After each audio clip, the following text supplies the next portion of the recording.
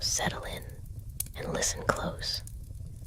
This is a story about a small creature with a big heart and a garden full of danger and what it means to protect the ones you love. It began with a flood, a summer storm, the kind that doesn't ask permission, swept through the grasslands of India and swallowed a mongoose burrow whole. And out of that churning brown water, tumbling and gasping and altogether half-drowned, came a young mongoose, russet-furred, bright-eyed, barely the size of a man's hand. A little boy named Teddy found him lying limp in the garden path, and he did what kind children always do. He carried the creature inside. His mother wrapped the mongoose in cotton wool and warmed him gently, and his father said, "He'll be all right. Let him dry out." And dry out he did. His name, if you can say it fast enough, was Rikki-Tikki-Tavi. And the moment he opened his eyes, those bright, curious, fearless eyes, you knew. This one was made for something. Oh, that garden. You have to imagine it properly. Lush and tangled and humming with life. Roses climbing the bungalow walls. Banana trees casting their wide shadows. The smell of earth and jasmine hanging heavy in the heat. To a mongoose, it was a whole kingdom to be explored. Rikki-Tikki moved through it the way all mongooses do.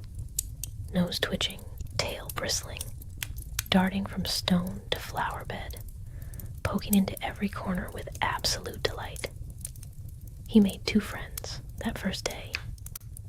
Darzi, the tailor bird, who sang from his swinging nest and worried about everything, and Darzi's wife, who had more sense than her husband and twice the courage.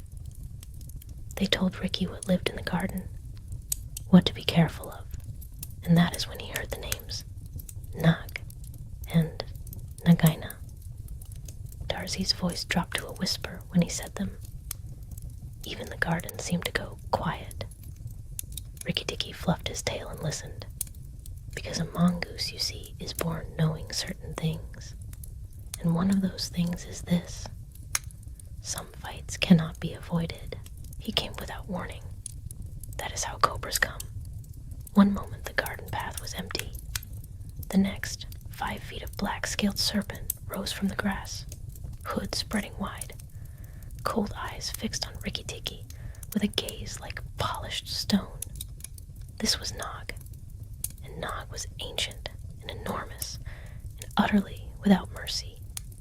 "I am Nag," he said, and his voice was like something scraping through dry leaves. "The great god Brahm marked my people with his touch. Look, and be afraid."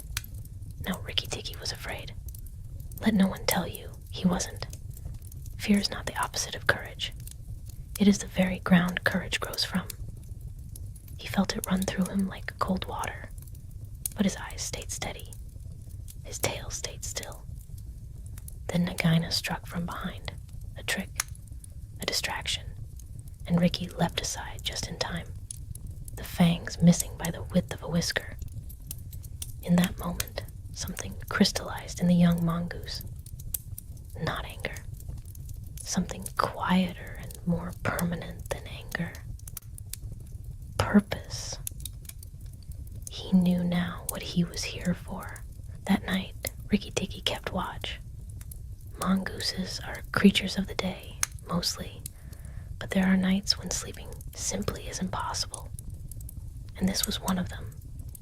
In the deep, velvety darkness, he heard them. Nag and Nagaina, coiled together in the garden, speaking in low, terrible voices about things that made Rikki's fur stand on end. They spoke of the family in the bungalow, of how, if the people were gone, the garden would be theirs again. Of eggs, their eggs, warming in the melon bed that would soon hatch into a new generation of cobras. Nagaina's voice was worse than Nag's, lower, smoother, full of patient, ancient malice. "Kill the big man first," she said. "Then the others will leave." Rikki-Tikki lay in the darkness and listened to every word. And when they were finished speaking, he lay there a moment longer, thinking. He was one small mongoose. They were two full-grown cobras, with a clutch of eggs nearly ready to hatch. But Rikki had something they didn't. He had a family worth fighting for.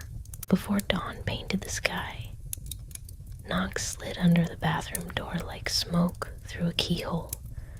Rikki followed silently, padding on the soft feet through the darkened bungalow, his heart hammering but his mind perfectly clear. Nog coiled himself around the water jar and waited. He waited for the man of the house to come at dawn, and Rikki waited too, watching, measuring, choosing his moment with the patience of something much older than his age. Then he struck. He bit at the back of Nog's head, the only place that matters, the place that means it, and he held on. Lord, how he held on. Nog thrashed and smashed and shook the walls. He threw himself against the plaster, against the cistern, against the floor, and Rikki was dashed back and forth like a leaf in a gale. But he did not let go. The world was thunder and pain, and the iron taste of effort. He did not let go. The big man came running with his shotgun, and it was over. But know this, it was Rikki who won that battle. It was Rikki, holding on in the dark. Morning came bright and victorious, but Rikki-Tikki knew the danger wasn't done. Nagaina was still out there, and her eggs, warm in the melon bed, were days from hatching. Each one a cobra, each one a future fang. He found the nest and began his grim work, crushing egg after egg. But sharp Darzee's wife had been watching Nagaina, and she brought him urgent news. The cobra had gone to the veranda, where Teddy's family sat at breakfast, where the boy laughed and the mother poured tea, none of them knowing what coiled in the garden's shadow. Rikki ran. He burst onto the veranda to find Nagaina reared high, hood spread wide, one fang's length from Teddy's bare ankle. Her voice was silk and venom. "Move," she told the family, "and the boy dies." Rikki called out, "Look at your eggs, Nagaina, in the melon bed. I have been there." And he held up the last egg in his teeth like a glittering promise. Her eyes went to it. That was all the moment needed. She struck at the egg, not the boy. And Rikki struck at her. She ran. Wounded and furious, Nagaina streaked across the garden and dove into her burrow, that dark, deep hole in the earth, and Rikki-Tikki went in after her. Darzee sang a funeral song. He was certain Rikki was gone forever. No mongoose, he wept, ever comes out of a cobra's burrow alive. The garden held its breath. The bungalow was very still. And then, a small, dusty, rather battered mongoose crawled out of that hole in the late morning sun. Rikki-Tikki shook the dirt from his fur. He stretched. He was alive. It was finished. That evening, Rikki-Tikki sat in the garden as the sun went down and turned everything amber and rose. The family was safe at dinner. Darzee sang his real song now, the glad one. The roses nodded. The banana trees rustled. The garden was at peace. And Rikki-Tikki, that small, flood-tossed, fearless creature, had made it his home, not by being the biggest or the strongest, but by being exactly brave enough at exactly the right moment. And that, my dear, is all any of us can ever be.